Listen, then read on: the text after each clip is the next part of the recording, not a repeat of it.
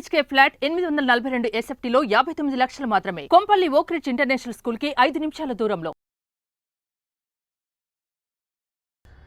నమస్తే, welcome to Suman TV. నేను విష్ణు. ప్రస్తుతంతో పాటు NISM and CRISIL certified wealth manager Revanth Chalamala ఉన్నారు. వారితో మాట్లాడదాం. నమస్తే రేవంత్. నమస్తే అండి. రేవంత్, ఈ మధ్య చాలామంది NRIలు కానివ్వండి, లేదంటే ఇక్కడ లోకల్గా ఉండే చాలామంది అంటే పెద్ద పెద్ద వేతనాలు సంపాదిస్తున్న వాళ్ళు, అంటే లక్షల రూపాయల ఆదాయాన్ని ఆర్జించే వాళ్ళు చాలామంది ఊర్లలో తెలిసిన వాళ్ళకి వడ్డీలకు డబ్బులు ఇవ్వడం. అవును, చాలామంది ఈ పర్సనల్ లోన్స్ తీసుకొని కూడా ఆ డబ్బులు తీసుకెళ్ళి వడ్డీలకు ఇవ్వడము, పర్సనల్ లోన్స్ తీసుకుని స్థలాలు పొలాలు కొనడం అనేది చేస్తున్నారంట. సో ఇది ఎంతవరకు కరెక్ట్ అంటారు? దీన్ని ఏ విధంగా తీసుకోవాలంటారు? అసలు ఇక్కడ రైట్ ఏది రాంగ్ ఏదని జడ్జ్ చేయడం అయితే నెక్స్ట్ ఇంపాసిబుల్. అవసరంలో ఉన్న వాళ్ళకి డబ్బులు ఇచ్చారు అనేది ఒక పర్స్పెక్టివ్ ఉంటుంది. కానీ మనం ఇన్వెస్టర్ పాయింట్ ఆఫ్ వ్యూలో మాట్లాడుకుంటాం. ఇంకొక పాయింట్ని మనం ముట్టుకోవట్లేదు, ఇన్వెస్టర్ పాయింట్ ఆఫ్ వ్యూలో. సో నేను కూడా చాలా కేసెస్ చూశాను ఇవి. సో బేసిక్గా డబ్బులు కొంచెం ఉన్న తర్వాత అయితే భూములు కొనడానికి, భూములు కొన్న తర్వాత ఇక చాలు అనుకొని కోట్లలోనే అయితే లక్షల కోట్ల రూపాయలు దాదాపుగా వాళ్ళ సంపాదనకి తగ్గట్టుగానే తీసుకొని వెళ్ళి ఊర్లలో వాళ్ళ పేరెంట్స్ని అడ్డు పెట్టుకొని ఇట్లా మరి ఎవరో ఒకరు ఉండాలి కదా చూసేవాళ్ళు. సో వాళ్ళ పేరెంట్స్ ద్వారా 2 రూపీస్ ఇంట్రెస్ట్కో ఎంతో సుమారుగా వాళ్ళు మన దగ్గర కూడా ఇండియాలో కూడా NRIలే కాదు, మన ఇండియాలో కూడా సంపాదించే వాళ్ళు అట్లా చేస్తున్నారు. ఇక్కడ నేను ఇంకొక ప్యాటర్న్ కూడా అబ్జర్వ్ చేసింది ఏంటి అంటే, అట్లా వడ్డీలో ఇంకా ఎక్కువ ఇంట్రెస్ట్ వస్తుందని చెప్పి పర్సనల్ లోన్ తీసుకొని చేసిన వాళ్ళని కూడా చూశాను. దాదాపు 70, 80, 90 లక్షలు పర్సనల్ లోన్ తీసుకొని అట్లా చేసే వాళ్ళని కూడా నేను చూశాను. సో 5 కేసెస్ ఉన్నాయి.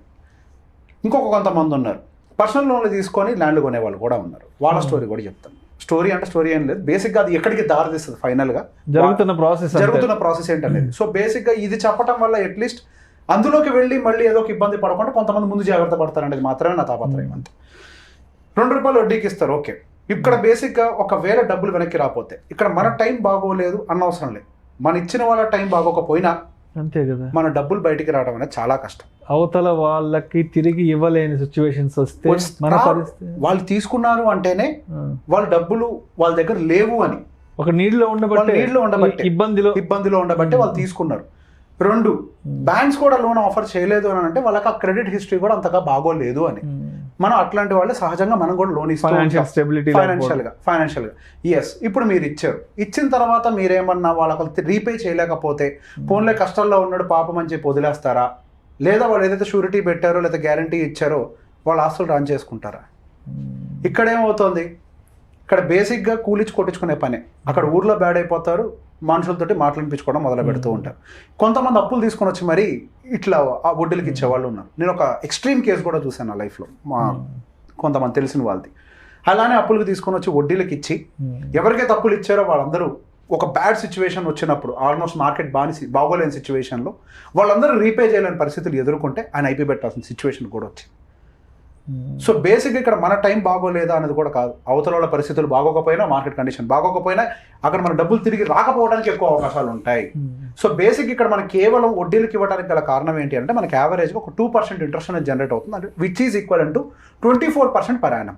ఇక్కడ నేను ఒకటే లాజిక్ చెప్తాను, 24% కోసం మీరు అంతంత కోట్ల రూపాయలు తీసుకొని వెళ్ళి మీరేమన్నా నిజంగా వడ్డీ వ్యాపారం చేసే దమ్మున్న వాళ్ళ అంటే లేదు, సాఫ్ట్వేర్ ఇంజనీర్లు.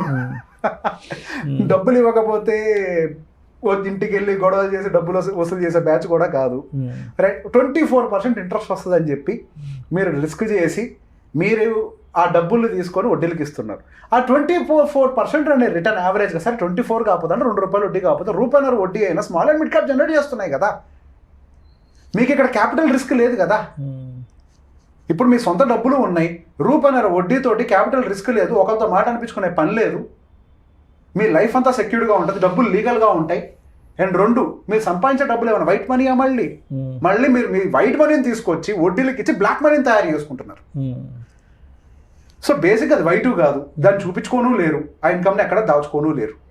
వైట్ని తీసుకెళ్ళి బ్లాక్లోకి మార్చుకొని ఇట్లాంటి పనులు కూడా చేసుకుంటున్నారు. దీనివల్ల ఒక నష్టం. 2, ల్యాండ్ అనుకుంటున్నారు పర్సనల్ లోన్ తీసుకొని, డబ్బులు ఎగ్గొట్టారు, అప్పులు ఇచ్చే పర్సనల్ లోన్ తీసుకొని డబ్బులు ఇచ్చారు, బయట వాళ్ళు ఎగ్గొట్టారంటే మీరు అయిపోయారు, అది పక్కకు పెట్టండి. ఇంకొకటి జరుగుతుంది ఇక్కడ, మొత్తం వైటు సంపాదించిన డబ్బులు, మిగతాదంతా కొంతవరకు బ్యాంకు లోన్లు, అది వైటే. ఆ డబ్బులు తీసుకొని వచ్చి సగం బ్లాక్లో సగం వైట్లో పెట్టి ఒక ల్యాండ్ కొంటున్నారు. వైట్ మనీని తీసుకొచ్చి సగం బ్లాక్ చేసేస్తున్నారు దాన్ని. ఓకే, ఈ కన్సర్న్ నేను విన్నాను, నేను సంపాదించిన డబ్బులు నాకు తెలియకుండా నెట్వర్క్ నాకు కనిపించట్లేదండి అని. రైట్, ఇక్కడ ఏం చేస్తున్నారు సార్, నేను ఒక 4-5 సంవత్సరాలు కొన్న తర్వాత నేను లోన్ రీపే చేస్తూ దాని గురించి నేను క్యాలిక్యులేట్ చేస్తే ల్యాండ్ వాల్యూతో ఎంత పెరిగిందో కంపేర్ చేసి నేను కట్టిన వడ్డీ ఎంతో కంపేర్ చేస్తే ఫైనల్ నాకు వచ్చింది ఏంటి అంటే శూన్యం. అసలు పర్సనల్ లోన్ తీసుకొని ల్యాండ్ ఎందుకు కొనాలి? ల్యాండ్ ఎప్పుడు కొంటాము? మన దగ్గర సరిపడా డబ్బులు ఎక్సెస్ ఉన్నాయి, సో ఎటువంటి కండిషన్లోనే మనం హ్యాండిల్ చేయగలుగుతాం అన్న కండిషన్లో ఎక్సెస్ డబ్బులు తీసుకొని పెట్టుబడి రూపంలో వెల్త్ క్రియేషన్ కోసం పెడతాం. సో ఫైనల్గా వాళ్ళు ఏం చేస్తున్నారు అని అంటే, నీ దగ్గర ఎంత భూమి ఉన్నా కానీ రేపు నా పిల్లల చదువుల కోసమో వాళ్ళ పెళ్ళిళ్ళ కోసమో నా రిటైర్మెంట్ కోసం అయితే ఆ భూమి నాకు తిండి పెట్టదు. సో మళ్ళీ ఆ ల్యాండ్ నమ్మేయడం మొదలుపెట్టారు. ఒక రకంగా ఇక్కడ ఫైనల్గా జరిగింది ఏంటంటే ఈ ట్రాన్సాక్షన్లో అబ్సల్యూట్లీ లాస్. మళ్ళీ ఇంకో ప్రశ్న అడుగుతారు, సార్ ఒకవేళ భూమి అమ్మేస్తే ఆ బ్లాక్ను వైట్కి ఎట్లా కన్వర్ట్ చేయాలి అని. చాలా మంది, నేను ఒక్కరిని కాదండి, చాలా మంది మైండ్లో ఉండే ప్రశ్నే ఇప్పుడు నేను మాట్లాడుతూ చాలా మంది తగులుతుంటుంది. వైట్ మనీని తీసుకొని వచ్చాము, భూమి పెట్టుబడి పెడతాం, సగం బ్లాక్ అని చేస్తాం, మళ్ళీ మనం కొనేటప్పుడు అవతోడు సగం బ్లాక్ ఇస్తానంటాడు, క్యాష్ ఇస్తానంటాడు. మరి దాని ఎట్లా వైట్కి కన్వర్ట్ చేస్తారు?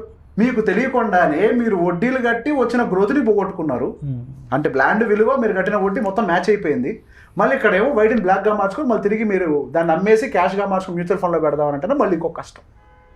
అసలు ముందు ఆలోచించకుండా లోన్ వస్తుంది కదా ఏదో ఒకటి చేసేయాలన్న తొందరలో వెళ్ళి భూమిలో పెట్టడం ఎందుకు? ఆ తర్వాత దాన్ని అమ్మి మళ్ళీ దాని కన్వర్షన్ తీసుకొని వచ్చి మ్యూచువల్ ఫండ్లో పెట్టాలనుకోవడం ఎందుకు? ఎప్పుడైనా మన జర్నీ అనేది సాఫీగా ఉండాలంటే ముందు ఒక ప్లాన్ ఉండాలి.